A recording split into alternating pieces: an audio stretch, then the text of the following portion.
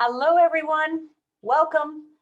I'm Tracy Themes, co-founder of Sophia Financial Group and Sophia Wealth Academy with my business partner, Kamal Basra. We're a full-service financial planning and investment management firm located on Vancouver, BC's west side. Since we opened, we've been dedicated to delivering excellence in professional holistic investment management and creating a platform for financial inclusion, education, and inspiration. We believe that money is power, the power to create personal peace of mind and the power to make the world a better place.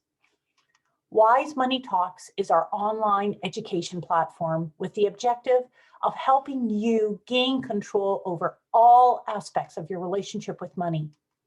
We want you to be the boss of your money and not the other way around. Money, as I'm sure you've learned, is never just about the money.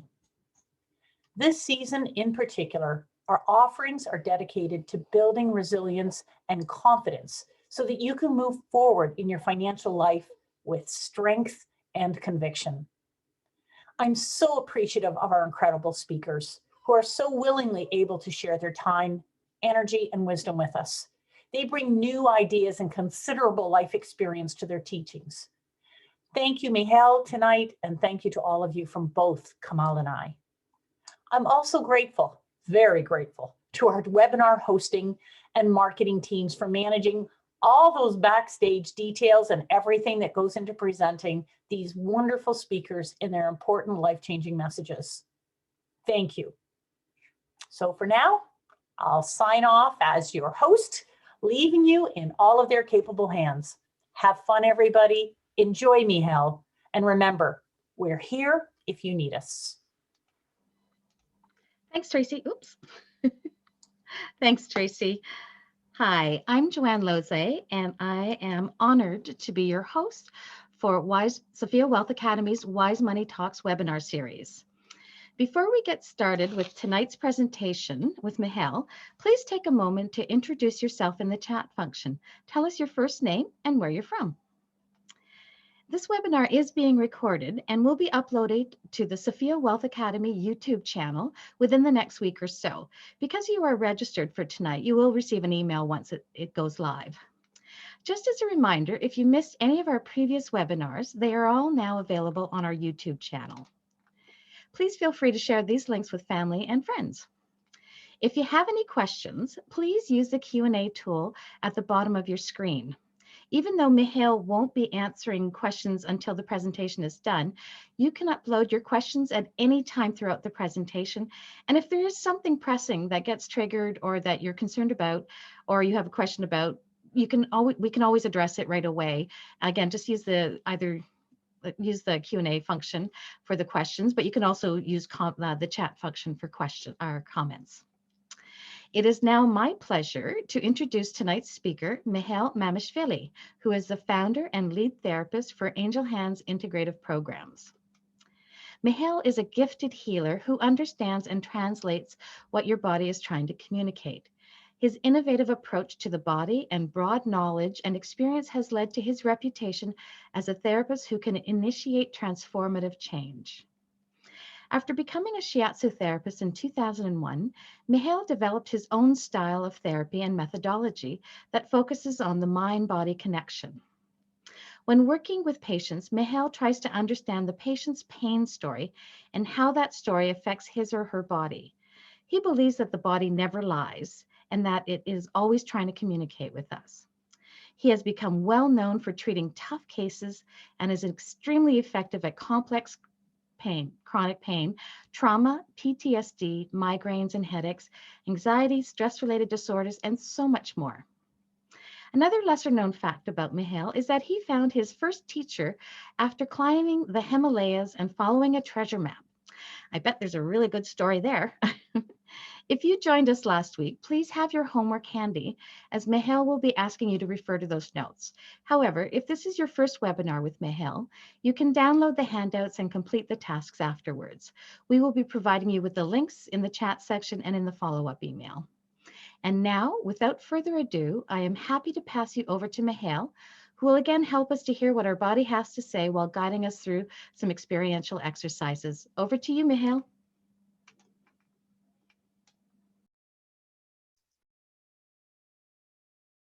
Thank you, Joanne and Tracy, for having me again this week. Thank you all of those that are joining us today from Vancouver and the parts of British Columbia. Welcome, good evening. I'm happy to have you and thank you for your time. And it is a true fact, just like last week, one of the fun facts was me being stolen out of the hospital. And this week's fun fact is me finding my first teacher after climbing the Himalayas in northern India. And it was such an experience. And to me, it's always a metaphor. Life is full of metaphors, and the body and the subconscious always speaks in metaphors. And the metaphor is, sometimes in our lives, and I'm sure many of you will agree with me, we have to climb a very tall mountain. And sometimes the climb is very, very hard and demands a lot from ourselves. But when you reach the top and you see the overview, you start to put the pieces of your life together. You can see the past and you can see where you're moving to the future. It's a very unique experience of overcoming your mountain and coming to that clear point of having an overview, not just of your physical environment, but metaphorically of your life. And that happened to me when I was 25 years old. Now, when I came back down from that mountain, which was a life and death experience, I was in a lot of pain. Luckily, I was staying where a lot of Tibetan monks were staying. And I thought from all these monks over here in this town where the Dalai Lama lives, I could find somebody to help me with my pain. So I went to the city square. There was a big poster board. I looked at all the posters. It was a little bit overwhelming, but one stood out. And it had a strange map of the human body, which I've never seen before. And it was called Shiatsu. And there was a scroll taped on it and that attracted my eye. And then when I went to look at the scroll, it was a treasure map to find this person to help me with my pain. So I decided to follow my intuition, my gut feeling, and follow this treasure map to find this mystery man. And there, the streets don't have any names. So, you follow the instruction, take 20 steps, take a right around the alley, and then down the valley and over the ridge. And there was a house.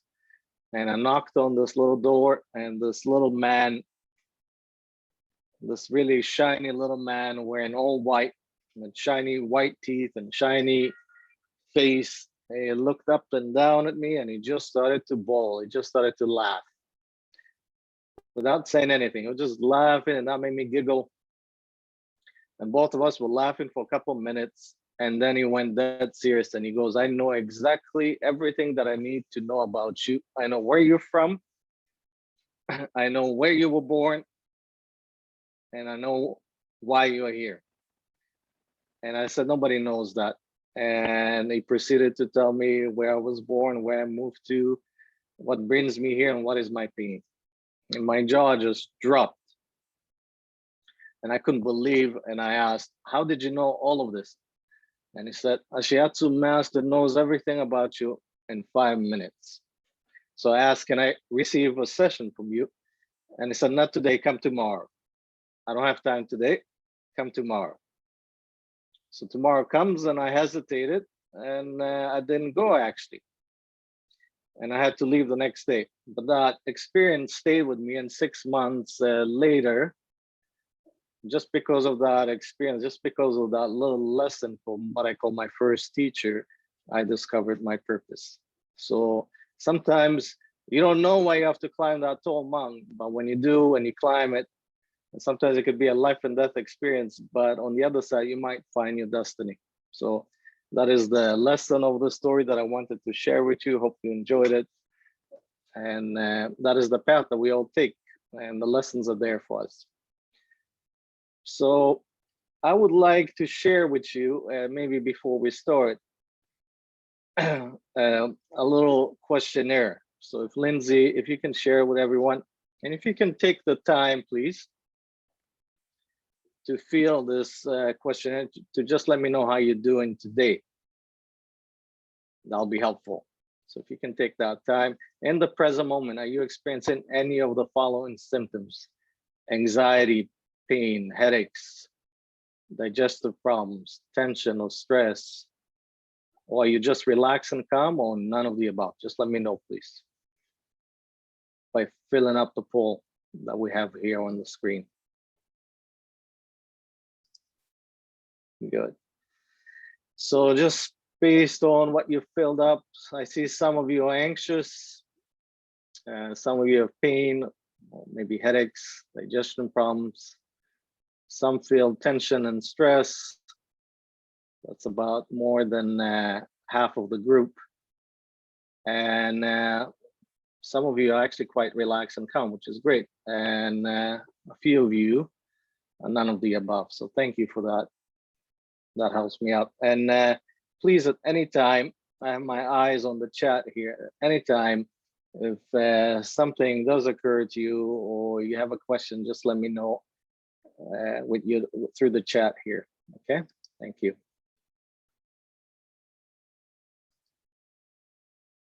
I'm just gonna bring up my slide presentation here. Thank you.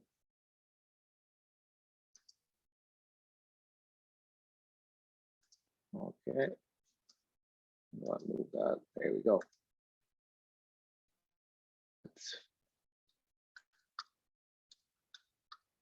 So before we go into the presentation, if we can take you through my first experience with you, and it's a way to introduce you to the landscape of your inner body. So if you can take the time to just settle in your chair, that'll be great. I'll just take a moment and I will guide you through this experience, which I call exploring the embodied self. Okay, so just take a moment and I'll take you right through it. So initially what I would like you to do is just do a general scan with your awareness. So keep your eyes closed, using your inner eyes and your awareness, and start scanning your body from the feet up, body part by body part. So initially, we're gonna go through the feet. And as you scan through the feet, you're gonna go through the legs. And really take your time here. And as you scan your legs, the back of the legs, the front, your knees, start to notice if you're feeling any coldness, denseness, stress or pain as you're scanning your body. So now we're at the hips. A lot of us carry a lot of tension in the hips, so pain in the hips, and then we move to the lower back and our lower abdomen, our solar plexus. A lot of us carry also a lot of tension on our abdomen, a lot of our stress is there. So really go one body part through another, mid back, chest, upper back. Many of us carry a lot of tension there. Neck, shoulders, throat, jaw, face, one side of the face, then the other, head, sides of the head, the top of the head, the back of the head. And as you're scanning and rescanning, if you need to, again, notice those areas in the body where there's pain, denseness, cold, or stress. And choose one area that you want to focus on. Okay? So choose one area that you want to focus on So for me, the area is my chest. For you, it could be a different area. And as you bring your awareness to that area of pain, discomfort, coldness, or denseness, really bring your awareness into it. Again, it helps to have your eyes closed, focus on it, and ask the body if there are any other connections to that area, and if there are any other pathways to that area. Does it connect somewhere else? So as I concentrate on my chest, I can feel it connect to my solar plexus. So in that same manner, with yourself, try and ask the body if there are any connections to it. And follow with your awareness that connection. Yeah, be really curious, take your time. And as I concentrate on my solar plexus, I can feel it also moving through my abdomen to my right hip. So try with your awareness to find those connecting dots. So even though one focal area could be quite obvious, try and find the pathway to it. And you might see that the pathway can go all the way from one side to another, or from the front to the back, or in a way that doesn't make sense. And that's okay, just be aware of it. It's like being introduced to a path that you didn't know existed in your body and your mind. Now, as you're aware of this pathway, and if you're not, that's okay. You can still just focus on that one area, one spot. Ask your body, is there anything else about this pain, this coldness, this stress that I'm holding on to, this denseness? Is there anything else about it? And just ask, if you need to ask a few times, and again, just suspend your mind and just be present with the body and be really curious. What's the feedback that you get in? And the feedback could be in a visual, in a metaphor, in a color, in a feeling, in a sensation, in a memory. Is there anything else about this area that I need to know, about this focal point, about this pathway that I need to know? What does it look like? Is there a feeling to it? Is there a memory to it, or a metaphor? And if you need to make notes for yourself, make some mental notes, or you can even write it down, or you can share with us here in the chat. That'll be great. And then as you're focusing on that, ask the body, what do you need me to do to start a change here, to resolve this? Body, what do you need me to start to change here or to resolve this? And just wait. And it could be a subtle movement, could be a gesture. For me, it's a breath, just a deeper breath. And as I bring that breath into my chest, I feel a slight movement there, like as if I have more room. And again, what do you need me to do to resolve this or to change this? A movement, a sound, an expression, an image, or an action. And just allow that to happen naturally, and then see what happens. See what happens as a consequence of initiating a change. And be really curious. And as you experience that change, so as I experience that change in my chest, I can feel my abdomen expand, and the feeling of that rope going into my hip lessen. And as I experience that in my body, that change, what happens next? When I exercise what I need from the body, what happens? And where does it take me? So to me, it brings me to a place of joy. I was able to let go of something. Now, what that is, it doesn't matter if you don't see the fact that you were able to let it go to make a difference and experience what happens after. That's the purpose of this. So let me know in the chat if you experienced anything that you would like to share. A little subtle differences. That'll be great.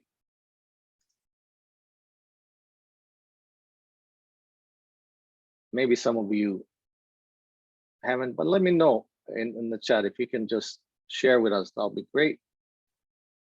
If there was an area in the body that you felt something, if you were able to find the pathway of it, and if you're able to facilitate a change.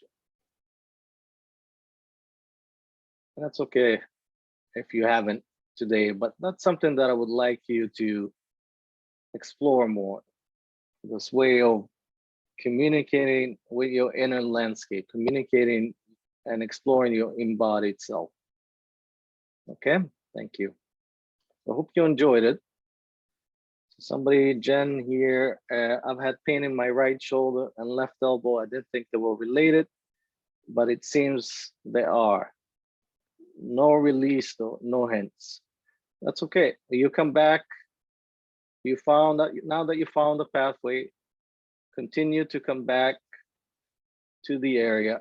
Your body will give you a hint, will give you a way to resolve it. And sometimes it can be in a very abstract way. It doesn't have to be logical all the time. And the more illogical it is, actually, the better. Okay. All the various different parts of me, playful, so I want to be accepted and loved. I hug them. Fantastic. I heard patience. Fantastic. Thank you for sharing that. So that's a gift, a way of introducing a playful, inquisitive way of introducing a practice where you practice with your inner landscape, your body. Now, I will say, we always hold the keys to our prison. Many of us, at certain points in our lives, if not daily, can feel like we live in a prison. Now, the prison can look very beautiful. Some of us might live in a castle, and everybody tells us how beautiful it is, but this castle can still be like a prison. And many of us get tortured in that prison with these three poisonous emotions, which I call guilt, shame, and regret. Now, at some point, we have to find a way out. And based on last week's assignment of exploring your fears, which I call fears with evidence, and also exploring and finding your intrinsic fear, that anybody here in the group has done the homework from last week. And if you can just, did you finish your homework? Yes, no, or you didn't even start? If you can let me know in the poll, that'll be great. So I know if people did it or didn't do it or didn't even begin to do it, which is quite common because the homework that I gave last week, that's not easy homework to do. And many choose not to do it ever, and that's okay. But it'll be interesting for me to see if anybody did do it here. So if you can do the poll quickly, that'll be great. Fantastic. So we had some keeners, so 40% did do the homework, 47% didn't, and 21% didn't start. That's about right. Thank you very much. So the intrinsic fear, when we explore the two possibilities or the two scenarios of creating, again, imagine that you have amnesia and your whole past is forgotten. And the possible future is there for you with all the resources that are available for you. without the baggage of the past. Creating a life from present moment and choosing an end date. And creating that life, creating it in the way that you want to create it. All those experiences, all the feelings that they evoke.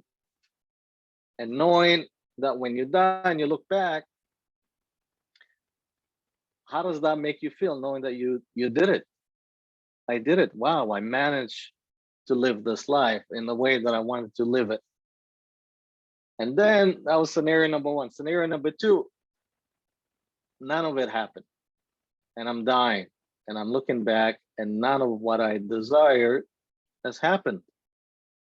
There should be an intense feeling that comes from deep inside of you. The realization, oh my God, I didn't do it. That's another fear, which I call an intrinsic fear. So when you extract what that fear is, so for me, when I did it with myself, I discovered that my intrinsic fear was fear of regret. And when I scaled it against all the fears that are in my way, that in a way are building a wall of self-sabotage, of pain, suffering, negative beliefs, negative habits, blind spots, resistance, everything that comes up when we have obstacles and fears.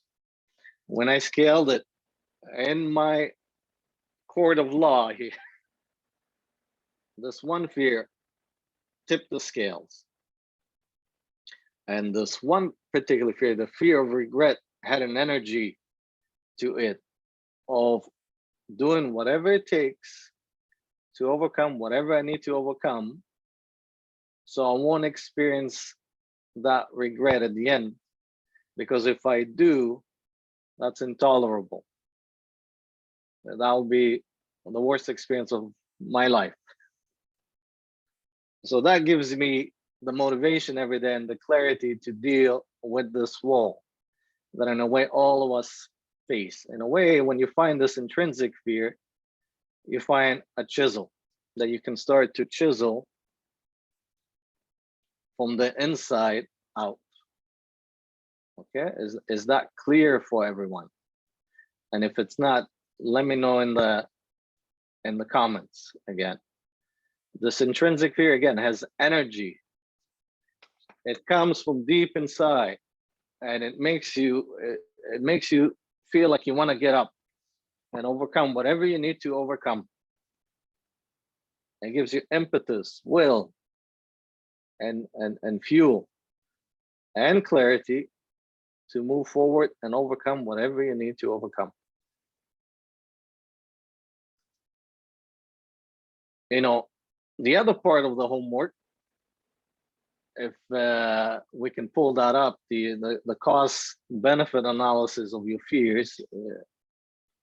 If yes, great.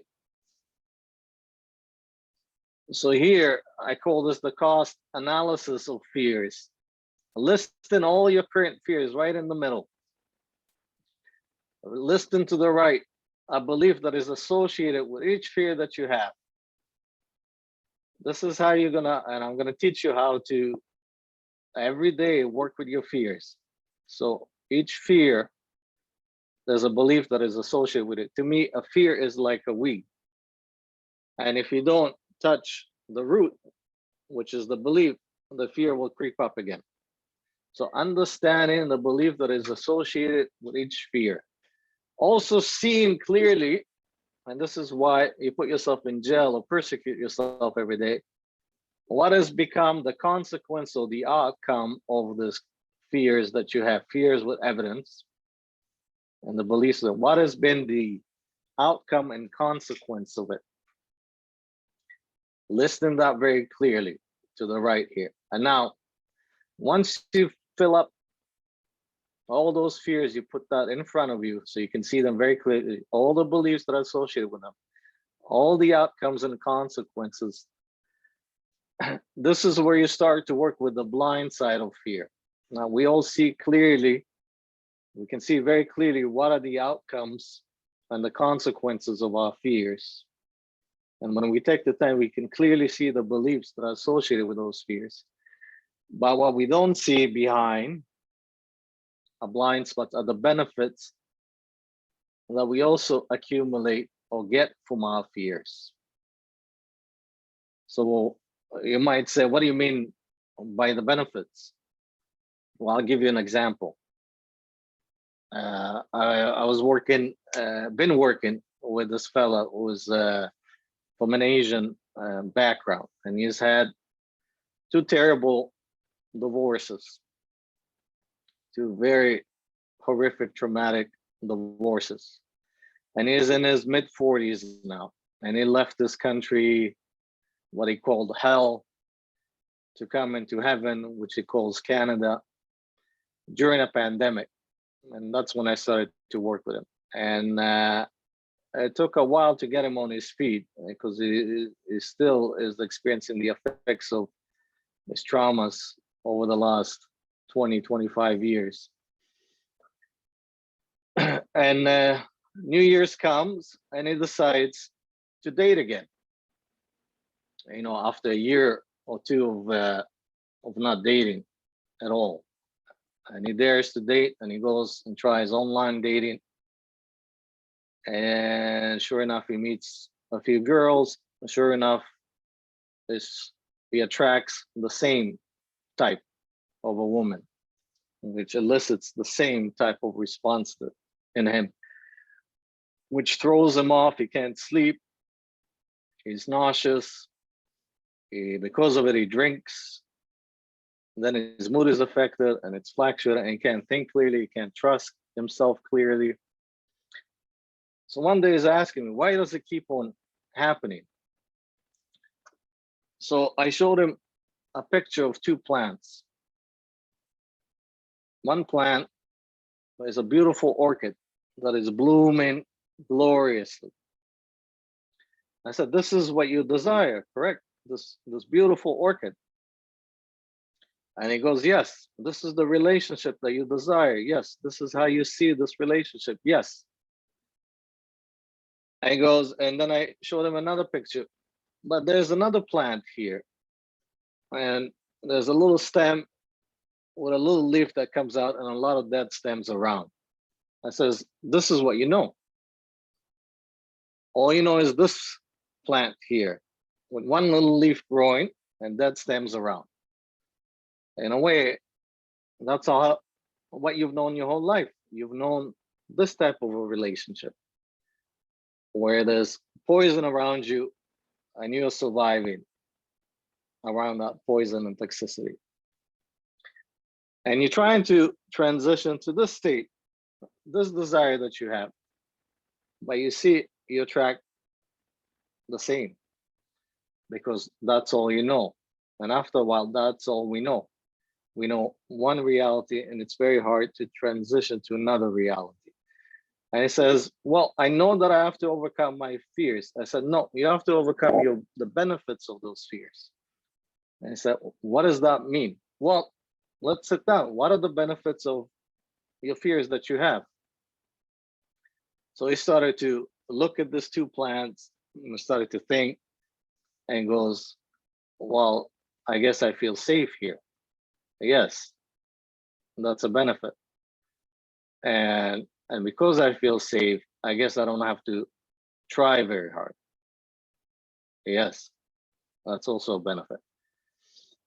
And because I don't have to try very hard, I don't have to change too much. That's right. That's also a benefit. So he started to list all these benefits that he couldn't see before, because all he saw were all the fears and all the beliefs that come with that. And when you have a fear and a belief, you'll create a consequence.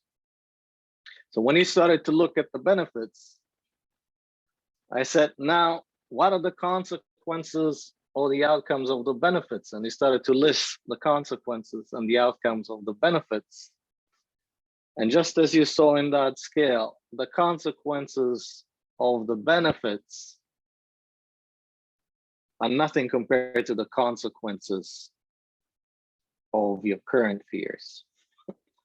So once you recognize that, once you can see that clearly, what ends up happening, first of all, you discover your blind spots around your fears.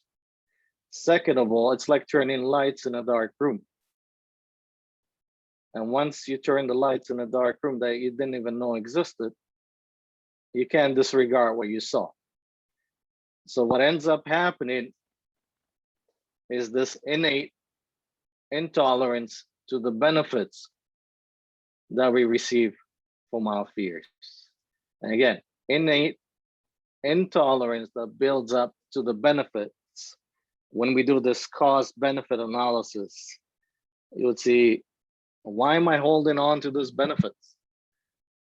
If I could just let them go, I can push through my fears and the beliefs that come with that. Does that make sense? Sharing it that way. Just let me know in the comments if that works for you. You can change the slides. Thank you for showing this. You can take that slide out. Perfect. So just let me know in the comments if it made sense or not.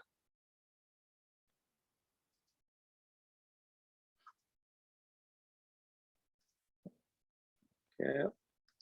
Just let me know in the comments. That'll be great.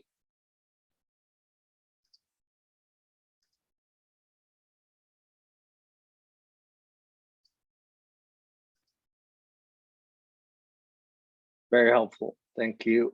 Makes sense. Gives a different perspective indeed. So be courageous, be honest, and explore your fears and the duality of it.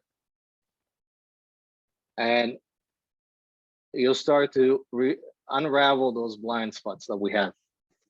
Okay. And I'll give you another story to make it really hit home. The dog breeder that we have Rhodesian Ridgebacks. We love them. And we always get it from a certain breeder. And this breeder has had numerous health issues throughout her life. And when the last dog passed away, and my wife and my son were depressed, when our Big Ben passed away, 3 months went by, I couldn't stand it. And I decided to take them to visit the dogs. The breeder lives just across the border in the US. And we went to visit the dog, and sure enough, all the dogs were out, but there was one dog that was returned. And this dog took a liking to us. And then when we left, the breeder called us actually and said, this dog really took a liking to all of you, and I really want them to find the right home. And because he's older, I'm willing to gift it to you. So she gifted us this dog, which my wife and my son were elated. It was a quick antidepressant right away. And we had another Rhodesian Ridgebacks. But when we went to pick that dog up, the woman couldn't breathe. And we asked him, what's going on? What's going on? The husband said, well, she's been going to emergencies all the time. She can't breathe. They think she has an enlarged heart. She has fibromyalgia, and she's using those puffers. She's been using those puffers actually since she was a kid. But the puffers are just getting stronger and stronger and stronger, and nothing is helping. So when I saw her in this condition and being so generous to gift us with a dog, I offered this dog breeder to come and stay in my house because she was close friends with my wife. She's known her for many years, and come to my center and to receive treatments from us for a period of 10 days. She was elated. The husband was relieved. She came, she stayed in our house. She could barely walk. She could barely breathe. She could barely talk. And she was thinking that she was dying. And she's still a fairly young woman with a daughter. Anyways, to make a long story short, after 10 days, all her symptoms disappeared. She was elated, no pain, no puffers, no fatigue. she was singing in our house every day. When the husband came to pick her up after 10 days, this big American fella, this country, his eyes and his mouth was in shock. It's like a different woman. She actually jumped on him when she saw him. And he was, what's going on here? I dropped one woman, now picking up another woman. She went home. She never had to use puffers again. Now she's been using those puffers since she was 11 or so. Her heart was fine. Pain diminished. Anyways, time goes by. A year or so goes by. Now she has rheumatoid arthritis,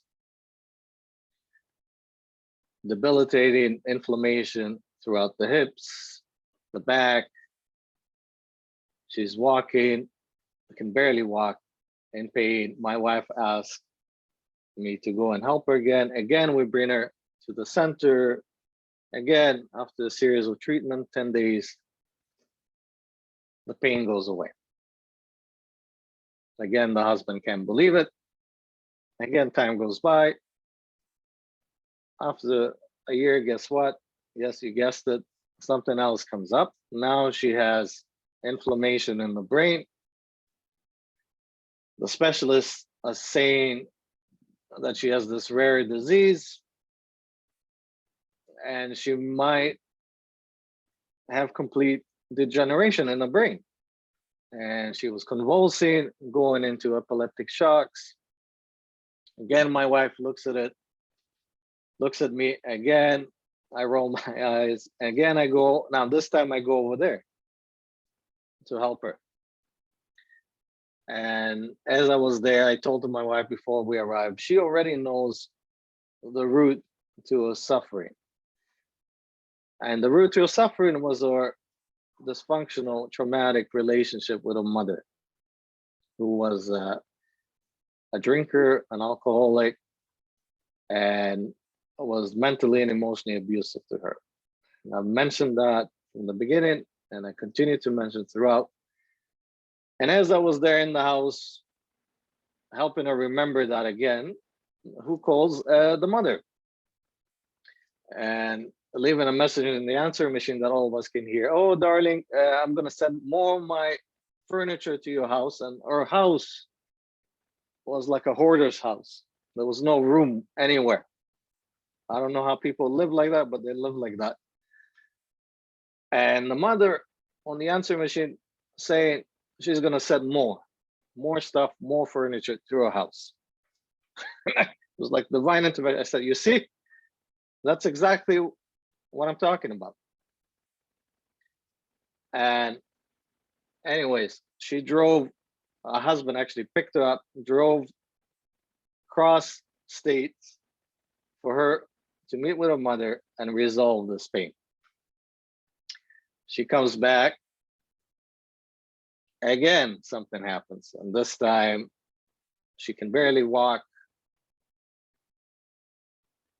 And again, my wife is asking me to help her. Again, I go there. And this time I said, I'm going to be very strong with her because now it's getting out of hand. It's been 5 years like that and it's getting out of hand. So I come there and I said to her and to her husband, why do you think you've had all these conditions and somehow miraculously they will all change after our treatments?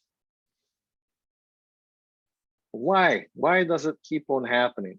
There's conditions that some are irreversible, all of a sudden reverse. And she blurted a benefit,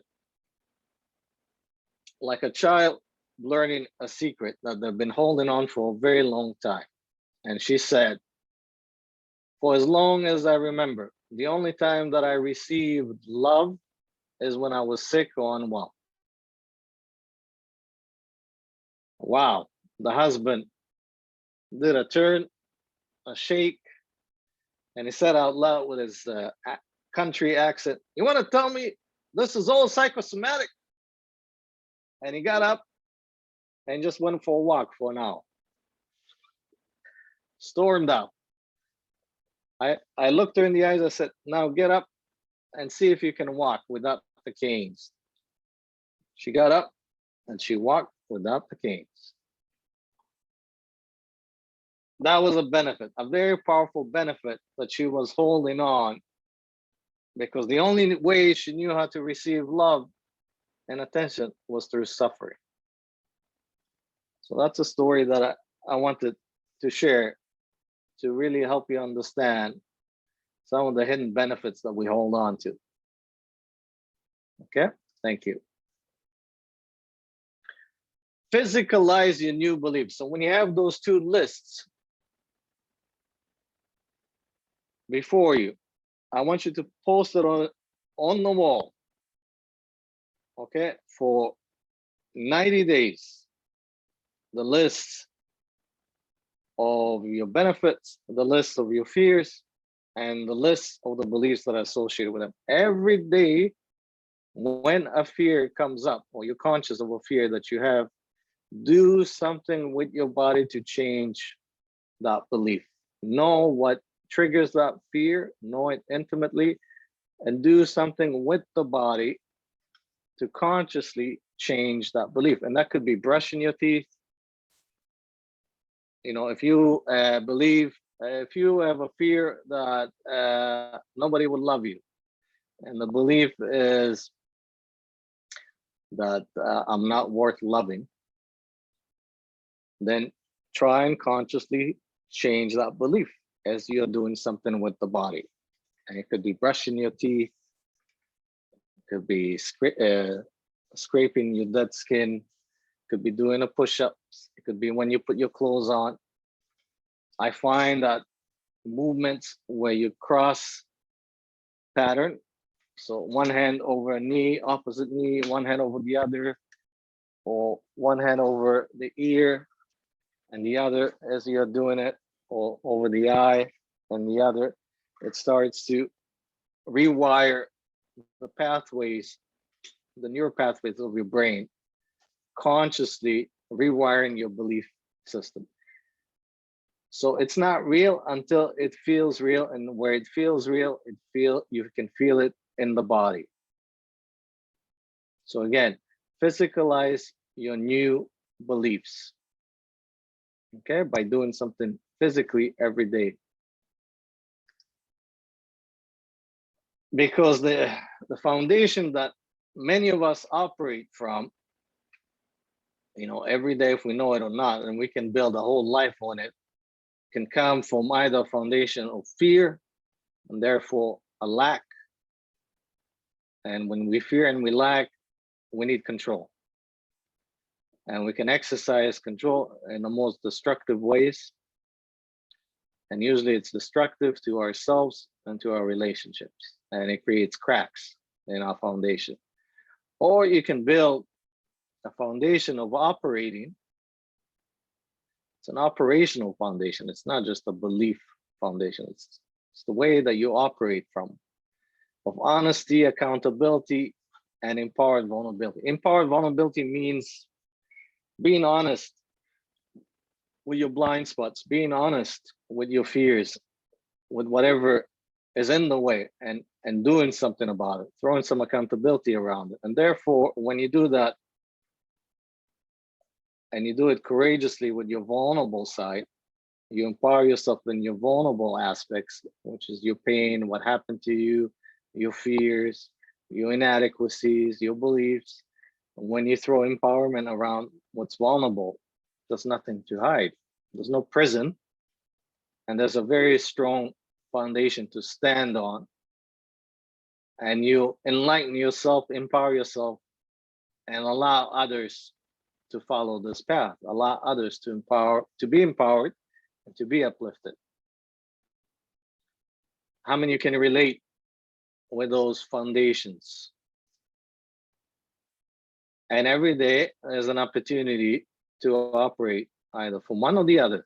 So it's a conscious choice. What foundation do you want to build yourself on? So how many can you relate? If you can comment in the chat, that'll be great.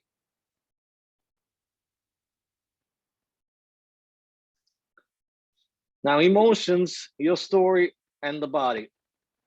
You know, our story, our life story always plays out in our body. You can see I can see just by a posture of someone, their emotional story, how they adapted to their pain, how their adaptation is taken over and unconsciously controlling them. So we always think that we manage and control, but the reality is we are being managed and we are controlled. Again, we always think that we have a sense of control and we are managing, but in reality, for most of us, we are managed and we are controlled. Okay? Because whatever has happened to you is in the body. And where you get that full sense of control and management is in your mind. But the body always tells the truth. The body always tells the truth. It's your bullshit detector. And my goal, my purpose in life and today is to bring you back into the intelligence of your body. And that's where the truth is. Okay? So emotions and your story are stored in the body. What do I mean by that? When you are experiencing anger and hold on to anger, well, jaw. How many of you have jaw tension? How many of you feel tension in your throat or a lump in your throat? And as you are clenching your jaw, how many of you are bringing the shoulders up with it? Okay. And notice what happens to my arms when I'm angry. And the head will always comes out first. If you see people with the head first, they're managing and storing anger. It creates like a pressure cooker, like a cement drill, you know? And the anger, if it's not expressed, some people are always expressing anger, irritation.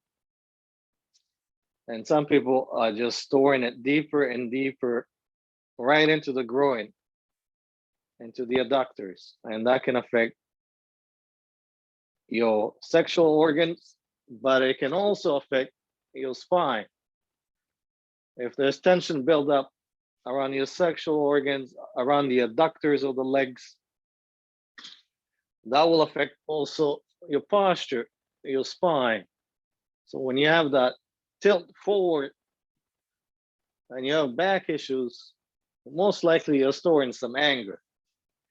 But you're thinking that you're controlling and managing it until all that control and management will bulge your discs or will compress your sciatic nerve. And it could be the left, your mother, you know, your sister, a friend, a female, or the right, your father, your partner, a male figure in the past. The right tends to be masculine, the man, the left, the women. So be careful of holding on to anger. Now, grief, sadness, when you see that concave posture, when you can't breathe, when you always hear yourself sighing all the time. I'm okay. We tend to hold our grief, our sadness in our lungs to the point that we want it hidden and we hide inside. We hide so much. Some of us hide more to the left. So if you go and look in the mirror and you see this, you know, your left shoulder rotated in and up, you're hiding. You're hiding inside.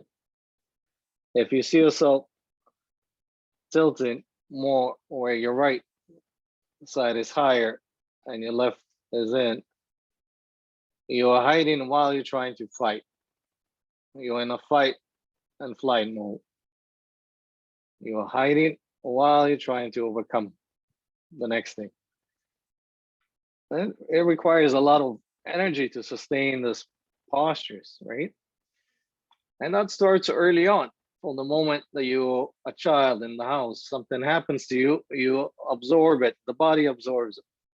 Your mind doesn't understand what happens, but you feel it inside of you. And that starts to compound over time. An accident, a fall, a sickness, a trauma, something you saw, something that happened to you. It all starts to accumulate inside, and we adapt to it. We manage, we adapt, we hold on until there are consequences. And many of those consequences are your symptoms, are your pain, are your diseases. So, fear, we tend to hold in our stomach, right above the sexual organs, right in this area, right below the belly button. Fear creates anxiety. Anxiety is always here. It's like a fire that creates pressure that affects your heart and your mind. So if you find yourself in a state of anxiety and stress, it's because the fears are brewing the anxiety, and the anxiety creates pressure on your heart and your mind. So in a way, you feel like you live in a pressure cooker because there's so much that is contained. And there's no way to release it, but there are always ways. There's a chart for you here. Now, you take it with a grain of salt, but there's some fairly good accuracies here to what's hidden in some of the body's musculature, certain chronic pain areas. The knees to me always represent, what we don't want to look at. And when we fix our knees, when we in a fixed position, and creates stubbornness and flexibility, and it's really gives us a sense of control. It comes from fear. Somebody came in with elbow pain today, and again, it's from being in that constant state of fight or flight. And this woman was quite a fighter for many years, successful career woman, but also had a lot of consequences in her life, in her personal life. And she was a great fixer, but now she has this terrible elbow pain. It's been there for 5 years. She's coming to realize, again, what could be in the root of that. So this is just a chart for you. We can send that to you so you can explore yourself. Again, it's not black and white. It's just an example, a possibility, but the truth always hides in the body. So be interested in what the body is really holding on to and telling you. And again, this is a great graph of your arousal cycle and the different states that you can operate from. And we'll send that as a PDF for you to have and to refer back to, and really recognize where are you operating from currently. And again, when you're in a fight mode, you are frustrated, irritated, angry, and at times can go into rage. And again, gives you a sense of, yes, I can manage, I can control this somehow. And when you in a flight, if you tend to worry all the time, if you're concerned all the time, anxious, and fear kicks in and panic, eventually you're definitely in a fight, until it can be overwhelming living like that. And you can fall easily to the point of, I can't anymore. And it's a dangerous place. It's a place where we can shut down, we can become numb, and we can stay in the high arousal cycle and lose our ability to deactivate it. So the quicker you learn how to deal with the different states that you're in and how to bring your nervous system back to that nice wave of joy where you feel socially engaged, where you're curious, compassionate, and mindful, is a daily practice. It's a daily practice until with enough practice and enough tools and enough resilience, you can deal with those triggers so you don't have to operate from any state for a duration of time. Which leads me to a tool. And if you can look at the graph, I mean, a lot of us, that's how we walk, if we live, walking around, bonded to stress, to anxiety, to the past. I'm fine. Don't worry about it. I'm okay. I can do it. I'm okay, I think, until we're not okay. I mean, most of us, when we are asked how we are doing, all of us are somehow fine, right? Don't worry about it. But in reality, we all are bounded to stress, to tension in the present and the past.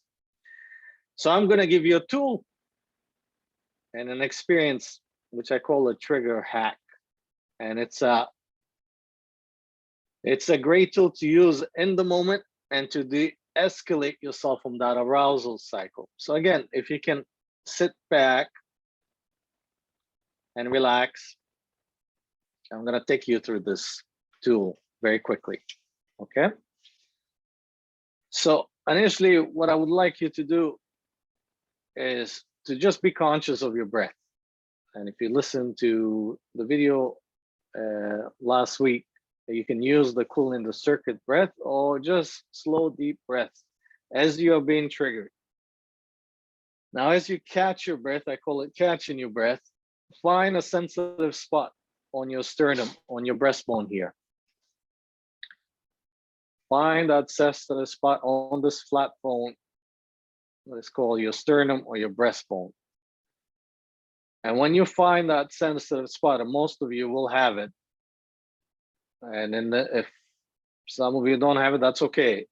But you will have it one day when you're stressed or triggered. So when you find that sensitive spot, I want you to gently tap on it with 3 of your fingers. Gently tap on it, not too strong. And you're gonna tap on that spot until your body elicits one of 3 responses. Either a yawn, a sigh, or a smile. So again, keep tapping on that sensitive spot. And your body naturally will respond by either yawning, sighing, a smile, or even a shake. And when you get that response, why your body is responding that way is because the tension around the heart, the sac that surrounds your heart, the pericardium, just relaxes. And the natural response of the body when you relax or are relieved is a yawn, a sigh, a smile, or a quick shake. Okay, so let me know if you experience any of those. And it's okay if you don't today, there's no pressure. But again, find that sensitive spot and you tap on it until you get one of those responses. And as you get that response, let me see who's getting them. Sigh, yawn. Interesting, I got a yawn. Smile, amazing. Yes, it works. This has helped many of patients that have come to me under severe panic attacks, to the point that they were going to emergencies all the time. It works. It works all the time. It works. It's such a simple tool, but it works. So just use it. Now, just in case it doesn't work, there's a depression right at the crease of your wrist. You can feel that with the finger. And if you just place your thumb there or any of your fingers, you will feel a pulse. And it's a great pressure point that stimulates the nerve that affects your heart. So you don't have to press it hard. You just gotta feel the pulse.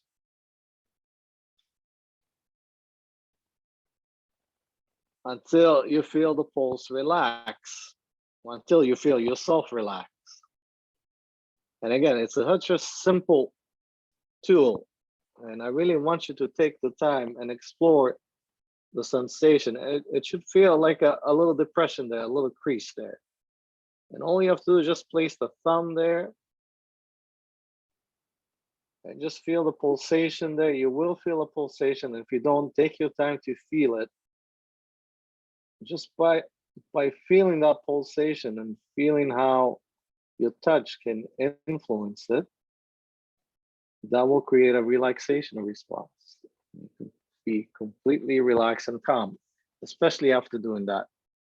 So thank you for all that feedback there. I'm glad that it helped. Try it, it works.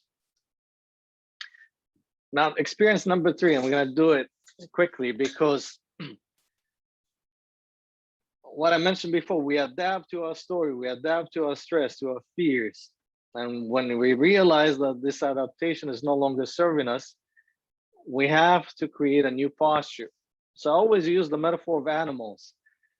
Some of us are like rabbits.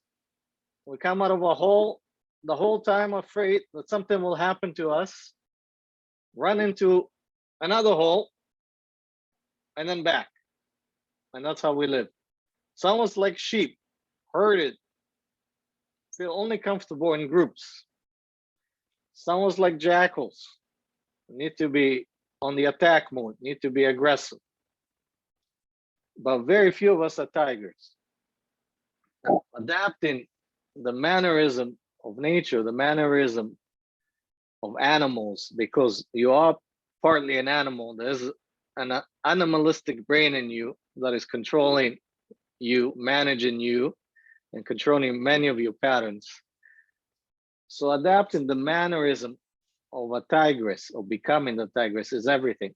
So what I want you to do is, if you can stand up, okay?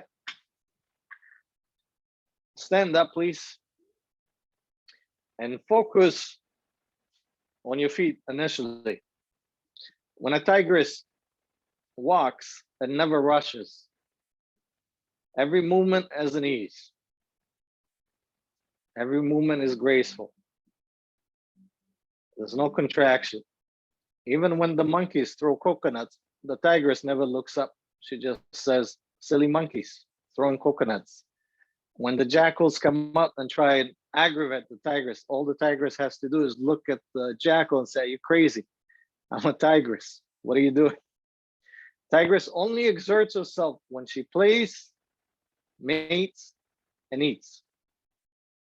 The rest of the time, there's always ease. So how do you bring ease and the elements of ease with power? You start with your feet. Make sure that you have enough distance between your feet, so it feels like you are standing evenly on both feet. Now, what I want you to do is to imagine as if a wind is going through your body, and you do a little roll, a little natural sway, and you allow that sway to finish naturally. And as it finishes, feel your feet sink into the floor, as if a wind just came through you like a bamboo, and you're swaying naturally. And as that sway ends, feel your feet sucked into the floor. That's your foundation. Now you're very rooted. The next thing is to allow a breath to come softly into your vulnerable aspect. The vulnerable aspect is the front. Your back, shoulders, always adapts to what happens in the vulnerable aspect, which is your front. So soften, learn how to soften the jaw with your breath. Soften the throat. And as you breathe deeper into your chest,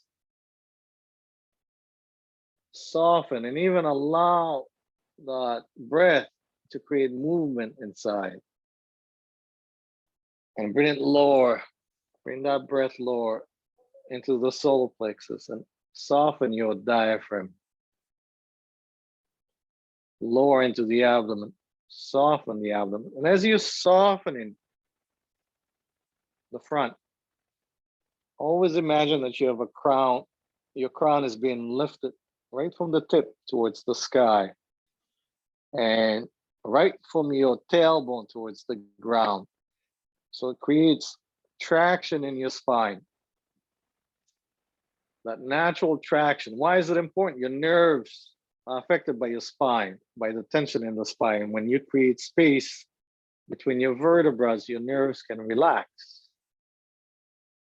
Feel that relaxation as you're creating that natural traction. It's not forced, as if you're being gently lifted from the crown and pulled from the tailbone to the earth.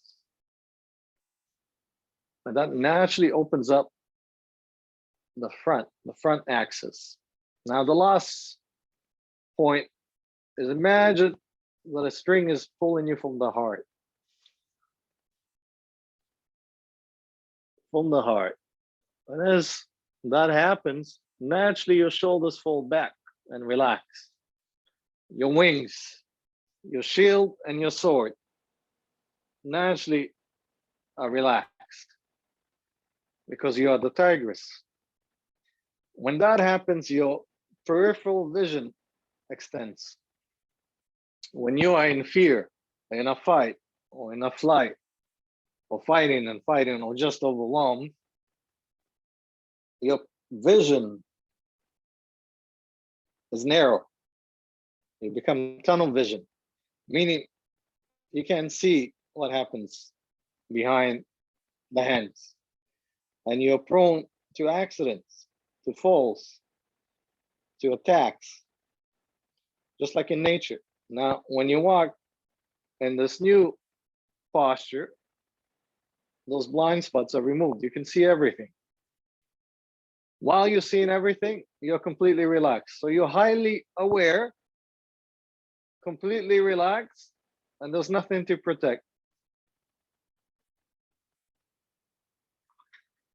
Highly aware, completely relaxed, and nothing to protect.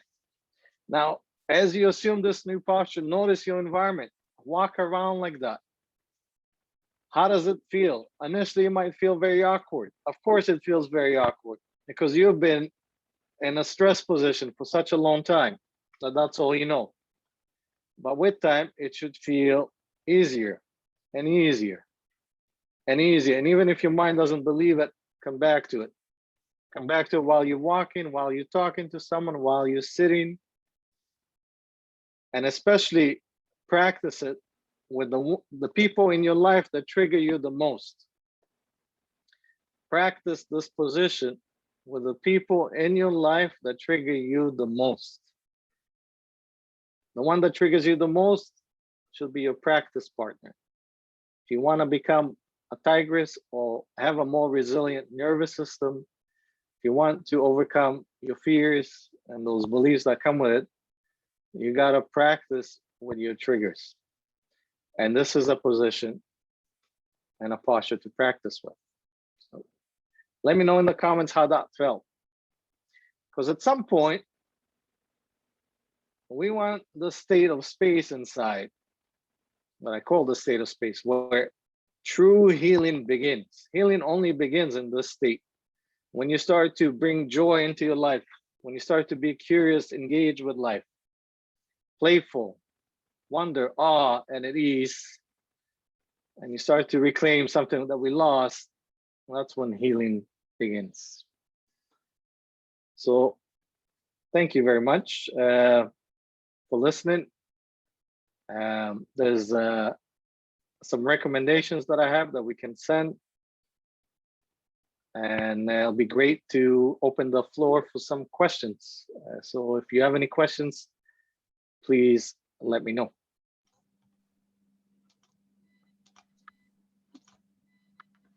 Thanks, Mihael. We're running a little bit late on time, so we're not going to have a ton of time for questions, but we'll try to get at least one in. But before we jump into questions, I would like to remind everyone that our next Wise Money Talks webinar is on Thursday, April 8th at 6 p.m. with Sandy Gerber, who is a communications strategist. Known for her engaging and fun visual speaking style, Sandy is passionate about helping people to communicate with anyone, anywhere. And she is no stranger to Sophia Wealth Academy. And her webinar will be focused on learning how to talk about money. If you would like to be part of that session, you will need to register on our Sophia Wealth Academy website. And as always, all of our Wise Money Talk sessions are free. We are also excited to let you know that you can now dive deeper into increasing your financial literacy through our Financial Empowerment Foundations e-course. And if you register before March 31st next week, you'll receive a 50% discount. This interactive and informative course teaches the basics of personal financial planning through the lens of your own values, economic needs, and priorities. To access the discount when signing up for the e-course, use our Wise Money Talks coupon code WMT 2021. And now we'll answer at least one or two questions that sort of came up, Mihael. One Yes. is, what would you say regarding what is hiding in the heart? Oh, that's a very good question. What always hides in the heart is a conflict. And the conflict that we have between what we've adopted to become and who we truly are. So when you drop the need of your adaptation, of your patterns of stress, patterns of pain, and you move into the state of space, you'll be more in alignment with what your heart desires. Great, thanks, Mihael. And now for one last question. Someone was asking earlier, when you were doing the exercise where people were either yawning or sighing, and someone also coughed. They were wondering, what's the difference between those reactions? It's just your own unique way of clearing that tension. So it could be a cough, a shake, a yawn. It's just we have our own, the body has its own unique, intelligent way of clearing that tension and bringing ourselves to a state of regulation. Perfect. Oh, great. Well, that's good to know, because I guess a few people were a little bit concerned that they had different responses to all of that. But okay, that's really good to know. Well, yeah, we all are different. Yeah. Thank you, Mihael, for such an informative and engaging presentation, and for Thank you helping very us, much. yeah, to further explore what our bodies have to say, especially around the consequences and benefits of holding on to our fears, physically and emotionally. Lots to learn. And as a reminder, this video will be available on our YouTube channel, so you can come back and go through those different points at any time. Fantastic. And if I could just share one more thing, I do have an online program that is launching next month. So if people are interested in partaking into it, we can send them a link and do more work, learn some more tools, and go on an experience together for 6 classes. Great. We'll include that in the email that we send out. And again, once the session is over, you'll be asked to complete a quick survey. Basically, it's less than a minute long. And again, your feedback is very useful to us as we continue to plan our webinars for the future. We would also like you to invite you to check out our Sophia Wealth Academy website. We now have a regular blog feature, and you can find out more about upcoming events such as our Wise Money Talk series, our Wise Money podcasts, as well as other resources. And again, thank you, Mihael, and thank you to all of you who've joined us today and for asking great questions and participating in the polls. We hope that you all have a wonderful evening, and hopefully you can join us again for our next Wise Money Talk session in April with Sandy Gerber.